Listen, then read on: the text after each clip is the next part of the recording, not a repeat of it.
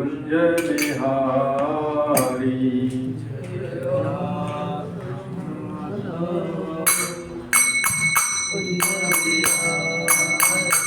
जय गोपी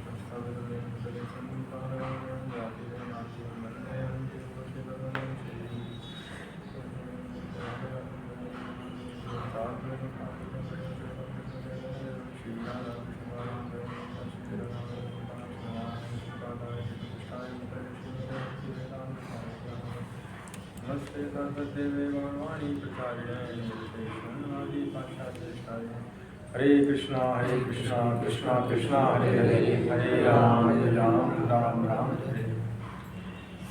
So today the topic of our class is distraction or struggle in devotional service.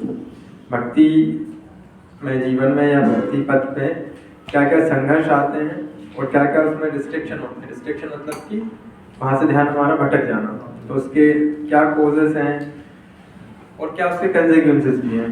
मतलब एक तो उसके कारण क्या है, दूसरा उसका परिणाम क्या होता है। तो परिणाम तो यही होता है कि जो हमारे जीवन का परम लक्ष्य है हम उससे हटे जाते हैं, वो लक्ष्य हमारा पीछे छूट जाता है। और कारण उसके क्या हैं, बेसिकली हम उन पे ज़्यादा आज फोकस करेंगे, क्योंकि कई बार ऐसा देखा जाता है कि डिवोशनल लाइफ में कई डिवोटीज ये कंप्लेंट करते हैं कि जब ठीक से नहीं हो पा रहा है या बहुत हमें स्ट्रगल करना पड़ रहा है। जैसे कई लोग बोलते हैं कि माया देवी के प्रलोभन, जो पहले जब हम भक्ति में नहीं थे तब हम बड़े थोड़े से शांत रहते थे, जब से भक्ति में आए और ज़्यादा प्रॉब्लम आना शुरू हो गई है, तो ऐसा कई लोग बोलते हैं। तो अलग अलग उसका वो है। तो आज हम भगवद गीता में के थ्रू हम देखेंगे अलग अलग श्लोकों से कि क्या इसका रीज़न है। तो first of all 16.16 verse number from chapter 16 verse number 7. This is on page number 496. So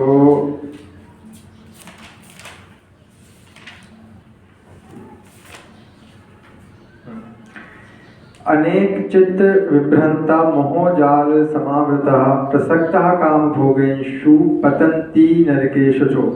ये जो श्लोक है ये 16वें अध्याय का 16वां श्लोक है। इसका हिंदी भावार्थ है, इस प्रकार अनेक चिंताओं से उद्विग्न होकर तथा मोहजाल में बंधकर वे इंद्रिय भोग में अत्यधिक आसक्त हो जाते हैं और नरक में गिरते हैं। कौन? जो आसुरी स्वभाव के हैं। तो आसुरी स्वभाव के जो व्यक्ति हैं वो इंद्रिय एक होता है प्रसक्तानाम काम, जो लिखा है इसमें प्रसक्तः काम भोगेषु। कई बार क्या होता है कि मॉरलिटी और स्पिरिचुअलिटी दो चीज़ें होती हैं। तो without spirituality morality is of no use. व्यक्ति को पता होता है कई बार कि ये काम गलत है, कोई वो गलत ही करता है। जैसे कोई ड्रिंक कर रहा है, उसको तो पता है ना पूरा कई डॉक्टर एमबीबीएस मोल्डिंग करते हैं। तो क्यों ऐसा करते हैं? क्योंकि बुद्धि क्या होती है? प्रसक्ता नाम काम भोगेश। जब इसमें कामनाओं के द्वारा जब बुद्धि हर ली जाती है, जैसे रामायण में भी आता है कि जाय विधाता दारुण दुख देई ताकि मति पहले हर गई, है ना। भगवान जब जीवन में किसी दुख आना होता है तो पहले उसकी बुद्धि को हर लेते हैं। तो बुद्धि जब हर व्यक्ति की हर ली जाती है तो फिर उसको वो ये सोच ही नहीं पाता कि सही क्या गलत क्या है। इसलिए आप किसी जो प्योरली मटेरियलिस्टिक पीपल है, अगर आप उनको बताएंगे भी तो वो समझेंगे नहीं इस चीज़ को कि अफोर्डेबिलिटी प्रिंसिपल क्या है, क्योंकि वो उनका एक्चुअली वो मान के ही चल रहे हैं कि यही जीवन आखिरी है और इसके बाद कुछ है नहीं। तो वो तो उनका तो सीधा कॉन्सेप्ट है कि एक आइसक्रीम है, वो मेल्ट हो रही है, अगर वो उसको नहीं खाएंगे तो मेल्ट हो जाएगी, तो वो उस कॉन्सेप्ट पे चलते हैं वो। लेकिन जो भक्त हैं, जो डिवोशनल लाइफ में सीरियस है, वो समझते हैं कि एक एक एक्टिविटी जो हम यहाँ कर रहे हैं, वी हैव टू पे फॉर दैट। इसलिए बहुत सोच के और बहुत सोच समझ के कर्म, और कर्म का सिद्धांत तो काम करता ही है, कोई माने चाहे ना माने। ऐसा नहीं वो लोग नहीं मान रहे तो उन पे नहीं करेगा काम, उन पे भी करेगा। तो अब बात आती है कि डिवोशनल लाइफ में स्ट्रगल क्यों होता है। तो देखिए ये बात as you all are connected from ISKCON from many years, ये तो आपने कई बार सुना होगा कि भगवान कृष्ण की भक्ति की शुरुआत करना मतलब माया देवी के विरुद्ध युद्ध छेड़ना है। ये तो आपने रूपाल जी ने कई बार कोट किया इस बात को। क्लियर है कि भगवान की भक्ति पे चलना मतलब माया देवी के विरुद्ध युद्ध छेड़ना। तो अब आप लोग बताइए कि कहीं आप ऑडियंस है, कहीं वो रेसलिंग चल रही है, रेसलिंग में बहुत हैवी वेट कोई रेसलर है, पहलवान है, और आप नीचे खड़े हैं, तो वो क्या आपको नुकसान पहुंचाएगा? आप ऑडियंस है, नहीं पहुंचाएगा। लेकिन अगर आप रिंग में चले गए तो इसका मतलब क्या हुआ कि आपने उसका चैलेंज एक्सेप्ट कर लिया है, तो फिर तो आप लड़े ना लड़े वो तो आपको नुकसान, मतलब लड़ेगा ना वो तो आपसे। तो जब तक आप रिंग में नहीं हैं तब तक एक नॉर्मल आप ऑडियंस हैं। ऐसे ही जब जो भक्ति में जीवन में आते हैं तो वो रिंग में उतर चुके हैं। अब अगर वो युद्ध नहीं करेंगे तो उनकी पिटाई और ज़्यादा होगी, है ना। तो इसको ऐसे भी समझ सकते हैं। तो इसलिए क्या है, जैसे मान लीजिए आपने एक स्प्रिंग बैलेंस फोर्स होता है, इस पर बताते हैं आपको। ऑडिबल है ना। देखिए इसमें क्या होता है कि महादेवी के विरुद्ध युद्ध छेड़ने का मतलब ये हुआ कि एक स्प्रिंग बैलेंस फोर्स होता है, आप लोगों ने फिजिक्स में पढ़ा होगा, F equal to this is kx, k is the stiffness of spring, इसकी यूनिट होती है newton per meter, x is the distance. तो स्प्रिंग लेने अगर कभी आप कोई सिस्टम डिजाइन कर रहे हैं तो आप स्प्रिंग लेने जाएंगे तो आप अपनी रिक्वायरमेंट के अकॉर्डिंग अपन स्प्रिंग लेते हैं, और जितना ज़्यादा एक होता है स्प्रिंग उतनी ज़्यादा स्टिफ होती है, मतलब उतनी ज़्यादा एनर्जी उसको दबाने में लगेगी या खींचने में लगेगी। जैसे पेन का स्प्रिंग है तो उसका क्या बहुत ही कम होगा, पॉइंट्स में होगा, क्योंकि उसका काम क्या है, बस थोड़ी सी वो लिड को उसको दबाना है। लेकिन यही अगर स्प्रिंग आप देखें कि रेलवे के व्हील्स में भी एक स्प्रिंग होती है, आपने देखा हो तो होती है ना एक स्प्रिंग, रेलवे कितनी मोटी स्प्रिंग होती है, लगभग इससे ज़्यादा मोटा उसका डायमीटर होता है वायर का। तो क्या है इसका मतलब कि रिक्वायरमेंट के अकॉर्डिंग हमारा ये k की वैल्यू होती है। तो ऐसे ही अगर किसी ने माया देवी के विरुद्ध अगर वो भक्ति में जीवन में चल रहा है और अगर उसने बोल दिया कि 16 माला जप रहा हूँ, तो उसको जो रेजिस्टिव फोर्स जो आएगा वो 16 माला के हिसाब से ही आएगा। अब 16 माला उसने बोल दिया जप रहा हूँ, लेकिन जपता नहीं है ठीक से, या जपता भी है तो संध्या पूरी नहीं कर पा रहा है। लेकिन अब क्योंकि वो युद्ध तो उसने छेड़ा है और उसने ये बोल दिया है कि 16 माला, जैसे कि मान लीजिए रेसलिंग होती है तो उसमें अलग अलग रेसलर्स होते हैं, 70 kg अलग अलग कैटेगरी होती है ना, बॉक्सिंग की भी 70 kg 80 kg आप पढ़ते होंगे, है ना। तो अब अगर मान लो 80 kg कैटेगरी में लड़ रहा है तो उसको ज़्यादा पावरफुल होना पड़ेगा, अगर 50 kg में लड़ रहा है तो लगता है। ऐसे ही अगर किसी ने 16 माला का पूरा बोला है तो 16 माला करता हूँ, तो उसने पब्लिकली अनाउंस कर दिया, गुरुओं को पता है, आचार्यों को पता है, अपने सीनियर वैष्णव्स को पता है और भगवान को भी पता है, लेकिन अब वो 16 माला नहीं जप रहा है। तो माया देवी का उसमें कोई गलती नहीं, माया देवी तो उसको 16 माला के हिसाब से उसका एग्जाम पेपर, उसका क्वेश्चन पेपर वैसे ही सेट होगा ना। तो ये एक रीज़न रहता है कि हमने कोशिश जो है हम बोल देते हैं कि हम इतना कर रहे हैं, लेकिन अगर हम नहीं कर पाते हैं जब या हमारी हियरिंग या रीडिंग जो भी है, तो क्योंकि हमने अनाउंस तो कर दिया है कि हम ये करते हैं, और अगर वो नहीं कर पा रहे हैं तो इसलिए वहाँ पे ज़्यादा हमारे पास एक टफ एग्ज़ाम हमारा होता है। एक टफ हमारा मतलब एक माया देवी ज़्यादा कठिन परीक्षा हमारी लेंगी, क्योंकि हमने हमारे लेवल पर डिसाइड कर दिया है। जैसे आप गेम्स में खेलते हैं लेवल 1 2 3 4 ऐसा होता है, बचपन में लोग खेलते थे, तो इसलिए पॉइंट क्लियर हो रहा है। तो इसलिए अगर हम जिस सीरियसनेस का हमने एक डिटर्मिनेशन ले लिया, अगर हम उस सीरियसनेस के साथ नहीं चलेंगे तो definitely we have to struggle. और फिर स्ट्रगल होता है तो क्या प्रॉब्लम आती है उससे कि कैसे होता है, तो अर्जुन भगवान से पूछते हैं कि कॉज ऑफ सिन, पाप का कारण क्या है, व्यक्ति पाप करता क्यों है, पाप पे हम क्यों गए? क्योंकि भगवान क्या है? धर्म बंधु है ना, धर्म बंधु है भगवान। और कलियुग या पाप ये क्या है? अधर्म बंधु। तो जहाँ अधर्म होगा, यहाँ अंधकार होगा, यहाँ गलत काम होगा, भगवान नहीं आएंगे। इसलिए फोर रेगुलेटिव प्रिंसिपल आए हैं, क्योंकि फोर रेगुलेटिव प्रिंसिपल अधर्म का आज अधर्म की जगह है, मतलब अधर्म वहां पे रहेगा, पाप वहां पे रहेगा। तो पाप ने जगह मांगी थी ना, कली को मारने वाले थे महाराज परीक्षित, तो उसने जगह मांगी, तो ये 4 जगह थी। फिर ऐसे ही पाप ने भी जगह मांगी थी कि मैं कहाँ रहूँ। एक कथा आती है, पाप, इसलिए हम एकादशी को अन्न हम नहीं लेते, वैष्णव संप्रदाय में सारा अन्न निषेध रहता है उस दिन। क्यों रहता है? क्योंकि पाप ने जब जगह मांगी तो उसको 4 तो बता दी थी जगह, लेकिन उन्होंने कहा सभ्य पुरुष तो कभी इनमें नहीं मतलब इनके कॉन्टेक्ट में आएंगे, तो फिर एक और जगह अन्न में दी है पाप को। तो एकादशी के दिन अन्न में पाप का निवास होता है, इसलिए जो बेसिक रीजन, इसलिए हम लोग उस दिन फास्टिंग करते हैं सारे वैष्णव। लेकिन भगवान को भोग लग सकता है, भगवान को पाप और पुण्य भगवान ही डिसाइड करते हैं, भगवान के लिए प्रॉब्लम नहीं है, लेकिन जो वैष्णव है वो उस दिन नहीं लेते हैं।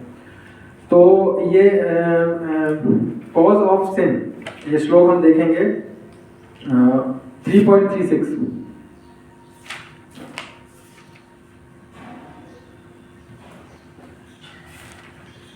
तो अर्जुन पूछते हैं भगवान से कि व्यक्ति सबको जानते हुए भी पाप में प्रवृत्त क्यों हो जाता है। तो अर्जुन पूछते हैं अतः केन प्रयुक्तोऽयं पापं चरति पुरुषः अनिच्छन्नपि वार्ष्णेय बलादिव नियोजितः। अर्जुन ने कहा, हे विष्णुवंशी, मनुष्य ना चाहते हुए भी पाप कर्मों के लिए प्रेरित क्यों होता है? ऐसा लगता है कि उसे कोई बलपूर्वक लगाता है। अर्जुन क्या कहते हैं कि ना चाहते हुए भी, चाहता नहीं है व्यक्ति, उसे पता है कि ड्रिंक करना गलत है, इलिसिट रिलेशंस गलत हैं, नॉनवेज गलत है, लेकिन तो भी कई बार एक तो देखिए 2 प्रकार के पाप होते हैं। एक तो होता है उत्साहपूर्वक पाप, जो आजकल मैक्सिमम लोग करते हैं। जैसे सुना होगा लोग एटीट्यूड बोलते हैं, हम तो खाते हैं नॉनवेज क्योंकि वो तो हमारे खाने के लिए ही बना है, नहीं खाएंगे तो पॉपुलेशन बढ़ जाएगी जानवरों की, कुत्ता मुर्गा हमारे घर में आके घुसने पर वो टुकड़ू करेगा हमारी विंडो पे बैठ के। ऐसा नहीं होता है, मछली उछल के तालाब में से घर में थोड़ी ना आ जाएगी। लेकिन ये लोगों के बहुत ही होता है उत्साहपूर्वक पाप, कि पाप भी कर रहे हैं। जैसे कि इलिसिट रिलेशन में लोग बोलते हैं कि हमारी मर्जी, हम किसी के साथ भी रिलेशन बनाए, कुछ भी करें, कैसे भी करें, हमें ऐसा। तो ये क्या आता है? ये आता है उत्साहपूर्वक पाप। जैसे कोई झाड़ू लगा रहा है, उसको समझाओ कि देखो आराम से झाड़ू लगाओ, चीटे तो बोला नहीं, वो तो मरने के लिए बनी है, तो ये उत्साहपूर्वक पाप है। अगर ऐसे कोई पाप करता है तो उसको ब्याज के साथ और गंभीर परिणाम भुगतना पड़ता है। और एक पाप गलती से भी होता है व्यक्ति से, कि झाड़ू लगा रहे हैं, गलती है, मतलब उसके मन में एक रिग्रेट रहता है पाप के बाद कि नहीं गलत तो हुआ, वो मानता है। जैसे कई लोग नॉनवेज खाते हैं, वो बोलते हैं कि हम छोड़ना चाह रहे हैं पर छोड़ नहीं पा रहे हैं, तो वो हालांकि वही पाप है, लेकिन उनके मन में रिग्रेट है कि हाँ गलत है। तो हो सकता है एक दिन ऐसा आएगा कि शायद वो छोड़ दें, लेकिन ये तो उत्साहपूर्वक कर रहा है, ये तो और ज्यादा करेगा और 4 लोगों को और लगाएगा। तो इसलिए उत्साहपूर्वक पाप नहीं होना चाहिए। तो अर्जुन ने क्या कहा कि कौन है ऐसा कि जिसके वजह से पाप होता है? रीजन अर्जुन ने पूछा है। पाप का मतलब इंद्रिय भोगों में अनियंत्रित रूप से संलग्न हो जाना, वही पाप है। तो भगवान क्या बताते हैं इसका रीजन बताते हैं भगवान 3.39 में कि आवृतम ज्ञान में तेन ज्ञानिनो नित्य वैरिणा काम रूपेण कौन्तेय दुष्पूरेण अनलेन चा। भगवान कहते हैं इस प्रकार ज्ञान में जीवात्मा की शुद्ध चेतना उसके काम रूपी नित्य शत्रु से ढकी रहती है, जो कभी तुष्ट नहीं होता और अग्नि के समान जलता रहता है। तो कौन है? रीजन क्या है? काम रूपेण। ये क्या करता है? ज्ञान आवृतम ज्ञान में, हमारी बुद्धि पर ढक्कन लग जाता है, ढक्कन। अब जैसे ढक्कन लगा दिया आपने किसी चीज पे, और फिर जैसे प्लांट है, प्लांट को वाटरिंग करना है, और ऊपर आपने उसको ढांक दिया टब से, वो जो बर्तन वाला बड़ा वाला टब या बकेट ढांक दी, और फिर आप उसमें पानी डालें, कोई फर्क पड़ेगा क्या? ऐसे ही ये काम क्या करता है, व्यक्ति की बुद्धि आवृत कर देता है। पर उसमें कितनी भी अच्छी बात है, सब ऊपर से जाती है, फिर ऊपर से यहाँ टकरा कर रिफ्लेक्ट हो जाती है। तो इसलिए व्यक्ति को समझ में नहीं आ पाता। तो क्या करता है, ये हमारी बुद्धि को हर लेता है, कवर कर लेता है, आवृतम ज्ञान में रहते हैं। फिर इसके बाद इसकी जगह बताई काम की। तो काम का मतलब क्या होता है बेसिकली? हाँ, ये भी क्लियर कर लेते हैं। देखिए, काम का मतलब जनरली व्यक्ति ये समझता है कि सेक्सुअल डिजायर, हाँ वो होता है, लेकिन उसके अलावा काम का मतलब anything which is out of our goal statement, वो भी काम है।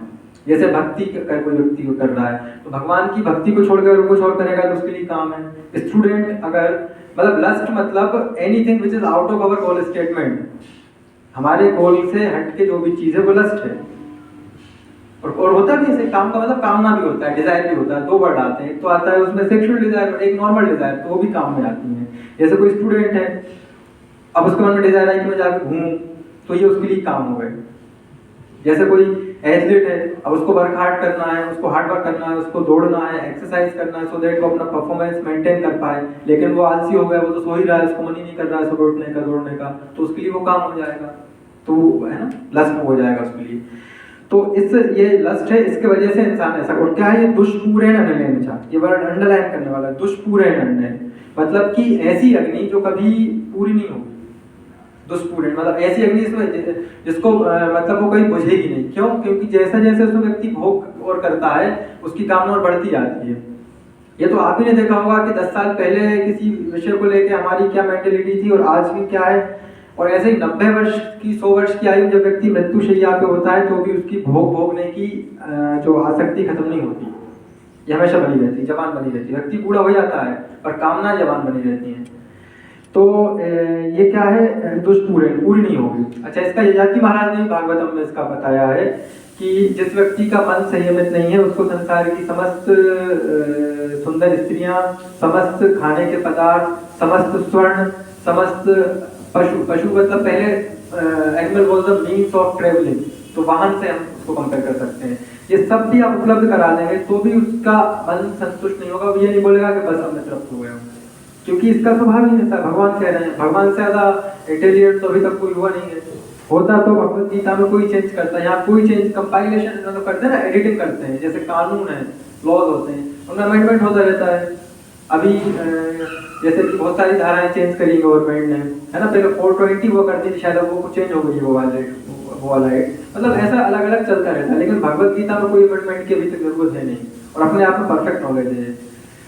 तो ये इसका एक तो ये दुष्पूरेण है, मतलब कि कभी पूरी नहीं होती और ये हमारी बुद्धि को ढक लेता है काम। तो इसका, और मैंने इसका वही बताया कि इसका दो मीनिंग होते हैं, एक नॉर्मल डिजायर और एक तो इसको जिस रूप में बोला जाता है। फिर क्या है इसका कि अब तो जगह पता, अब इसकी जगह क्या है, रहता कहाँ है? तो ये है इंद्रियाणि मनोबुद्धि अधिष्ठानाम उच्यते एतैर्विमोहतिश्च ज्ञानमावृत्य देहिनाम। इंद्रियां, मन और बुद्धि इस काम के निवास स्थान है। इनके द्वारा ये काम जीवात्मा के वास्तविक ज्ञान को ढककर उसे मोहित करता है। तो क्या क्या हुए? इंद्रियां, सेंसेस, आंख, नाक, कान, त्वचा, जीवा। आंख,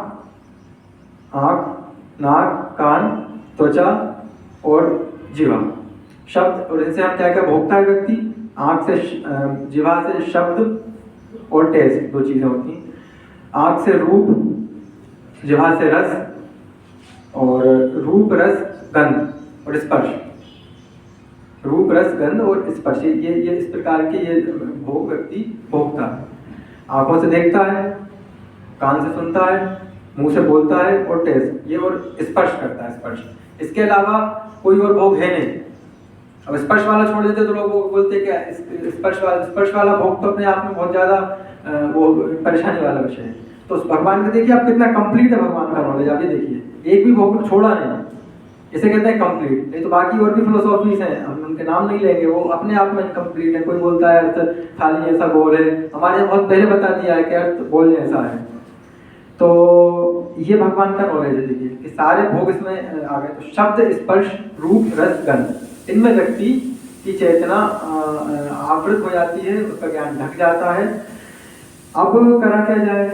तो इसका सॉल्यूशन भगवान बताते हैं कि भगवान एक परफेक्ट ऑरेटर हैं, जो बोलते हैं उसका पूरा रीजन बताते हैं। तो काम का पहले तो रीजन बताया उन्होंने कि कारण क्या है पाप में प्रवृत्त होने का, तो काम है। और उसके बाद उसकी जगह बताई, क्योंकि शत्रु पता चल गया तो उसका पता होना चाहिए ना वो कहाँ, तब तो उसको खत्म करेंगे। तो फिर बताया इंद्रिया, मन और बुद्धि, ये तीन इसके निवास स्थान है। प्रवेश कहाँ से करता है, अब ये बता रहे हैं कि मतलब करें क्या। तो भगवान कंक्लूड करते हैं, तो तस्मात, तस्मात वर्ड वहाँ आता है, कंक्लूजन देते हैं हम, जैसा बोलते हैं ना कि अब ठीक है जैसा हो गया ऐसा करते हैं, तो तस्मात वर्ड आता है। ये श्लोक नंबर 41। तस्मात् तस्माविन्द्रियाणादो नियमन्य भरतर्षभ पापम प्रजहीहीनम ज्ञान विज्ञान नाशनम। इसलिए है भरतवंशों में श्रेष्ठ अर्जुन, प्रारंभ में ही इंद्रियों को वश में करके इस पाप के महान प्रतीक काम का दमन करो और ज्ञान तथा आत्म साक्षात्कार के इस विनाशकर्ता का वध करो। तो भगवान क्या कहते हैं कि प्रारंभ में ही इंद्रियों को वश में करना है, हमें इंद्रियों को वश में करके इस काम का दमन करना है और आत्म साक्षात्कार, क्योंकि आप इसमें क्या भगवान ने बोला, ज्ञान विज्ञान नाशनम। ये काम जो है ये आत्म साक्षात्कार का विनाश कर देता है। फिर व्यक्ति मतलब उसको ये भी बोल दिया जाए कि कल जैसे महाराज परीक्षित हैं, महाराज परीक्षित को पता चला कि 7 दिन बाद उनका शरीर पूरा हो जाएगा, है ना, तो वो काहे में लगे, सब पूरा राज का जितना बड़ा था वो छोड़ दिया और छोड़ के भगवान की भक्ति में लग गए। क्यों? क्योंकि उन्हें पता था कि इस जीवन का असल उद्देश्य है।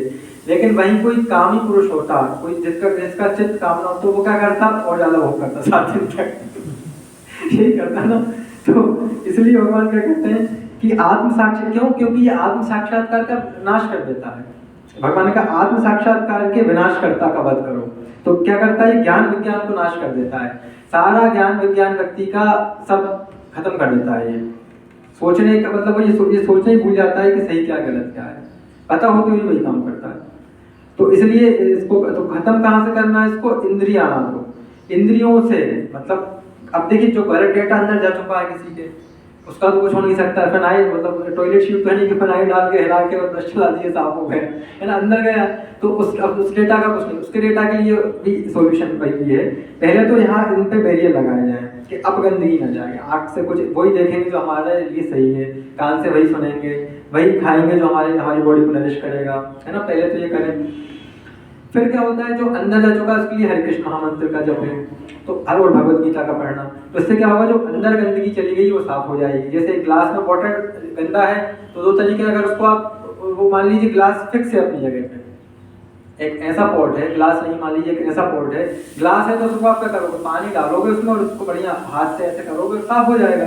लेकिन एक ऐसा पॉट है जो अपनी जगह पे फिक्स ही है, मतलब उसको ये वरदान है तो हिलेगा नहीं वहां से, बड़ा सा पॉट है, तो आपके पास फिर सोल्यूशन क्या बचता है, पानी आप उसमें डालते जाइए। जब पानी डालेगा तो शुरुआत में वो पानी गंदा दिखेगा, फिर पानी और जाएगा, फिर उसकी गंदगी पानी के साथ बाहर आती जाएगी। एक टाइम ऐसा आएगा कि उसमें प्योर वाटर बचेगा, तो गंदगी पानी के साथ बाहर आ गई। ऐसे ही जब हरे कृष्ण महामंत्र जपेंगे और भगवत गीता पढ़ेंगे तो जो अंदर ऑलरेडी जो संस्कार बने हुए हैं, बहुत जन्मों के संस्कार होते हैं, this is very strong Dzire. इस पे मैंने कई बार बताया कि ब्रह्मचर्य पे सेमिनार है परम भक्तिचार्य स्वामी महाराज जी का, वो सुन सकते हैं, 3 सेशन में, बहुत अच्छा सेमिनार है, बहुत साइंटिफिक वे में समझाया है। तो ये बड़ा स्ट्रॉन्ग डिजायर है, और ये स्ट्रॉन्ग डिजायर है और ये सबसे ज्यादा डिस्ट्रिक्ट करता है भक्ति में, क्योंकि ज्यादा स्ट्रॉन्ग है। और डिजायर इतना स्ट्रॉन्ग क्यों है, क्योंकि ये प्रोसेस होती है प्रिपरेशन की, ये प्रोसेस बड़ी एक पावरफुल, बड़ी पवित्र प्रोसेस होती है। क्यों? क्योंकि इसमें से एक सोल का ट्रांसमाइग्रेशन होता है, जीवन मिलता है ना, एक नई सोल आती है माँ के गर्भ में, तो ये क्रिएटिव प्रोसेस है। बट इसको एज अ एंजॉयमेंट का एक रीजन बना दिया लोगों ने। इसका मेन इफेक्ट क्या था, प्रोक्रिएशन, बच्चा होना। एंजॉयमेंट उसमें इसलिए डाला गया था कि व्यक्ति संलग्न नहीं होगा, नहीं तो इसमें आपको भूख लगती है इसलिए आप खाना खाते हैं ना। हम अगर ऐसी बॉडी हो जाए कि भूख नहीं लग रही है तो व्यक्ति खाएगा क्या, पर खाएगा नहीं तो कोई काम भी नहीं करेगा, घर ही बैठेगा, आराम से सोएगा, बढ़िया चादर तान के। तो इसलिए इसमें थोड़ा सा एंजॉयमेंट इसलिए दिया गया है कि व्यक्ति उसमें प्रवृत्त हो, ताकि इस सृष्टि का वो चलता रहे आगे, नहीं तो जनसंख्या रुक जाएगी।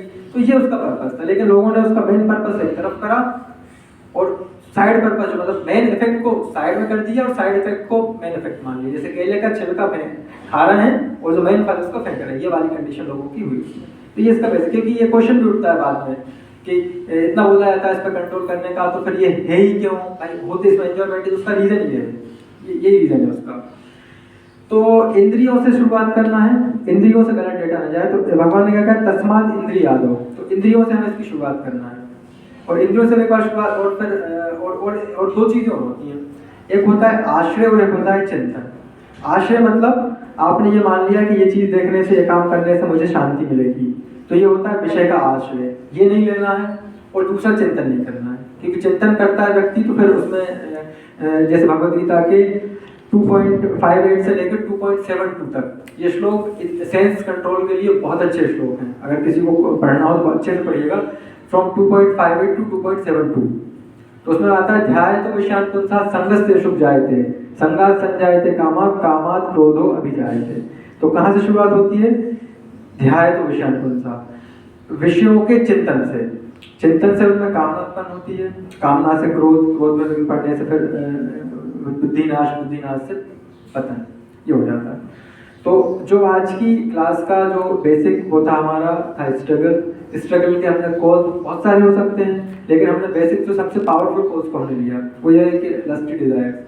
तो उसका फिर हमने उसकी जगह देखी कि कहाँ वो है, तो इंद्रिय मनोबुद्धियों में, बुद्धि में है, कैसे उस पर उसको काउंटर करना है। तो वो करना है हमें हमारी इंद्रियों पे बैरियर लगा के, इंद्रियों से गलत डेटा ना जाए, और जो चला गया अंदर वो कैसा हो जाएगा सही भगवान के नाम के जब से, और ये हमेशा करते रहना है। दूसरा हमने एक ये देखा कि वो जो स्प्रिंग वाला जो एग्जांपल देखे कि अगर आपने जितने अपनी डिवोशनल सर्विस का अगर आपने एक डिटर्मिनेशन ले लिया है कि मैं इतना करता हूँ, और अगर आप उससे कम करेंगे तो definitely we will have to struggle, क्योंकि माया देवी के विरुद्ध युद्ध छेड़ना है भगवान की भक्ति, और भगवान की शरण से हम दूर हो जाएंगे अगर हम उनका नाम जप नहीं करेंगे।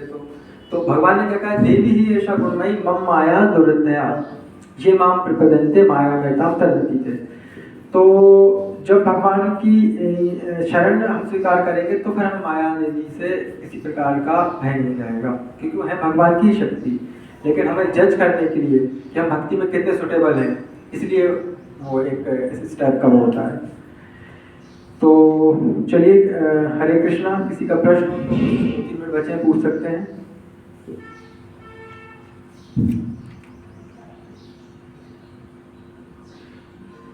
चलिए, सब क्लियर है लगता है। ठीक, हरे कृष्णा।